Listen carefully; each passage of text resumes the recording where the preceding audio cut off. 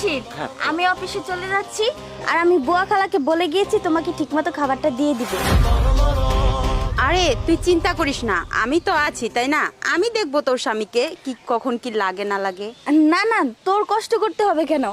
বুয়া তো রেখেছি আমি বাসায়, সমস্যা নেই। তাহলে আমি অফিসে যাই। হ্যাঁ আচ্ছা ঠিক আছে, তুমি চিন্তা করো না, তুমি অফিসে যাও, মনোযোগ দিয়ে কাজ করো।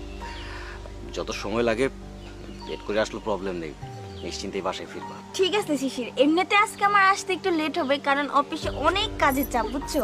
তাহলে আমি আসি, থাক। হ্যাঁ আচ্ছা দেখে শুনে আচ্ছা। যাস। যাক, ভালোই হলো। তোমার বউ তো বাড়ি থেকে এখন চলে গিয়েছে, এখন তো আমাদের হাতে অনেক সময় আছে।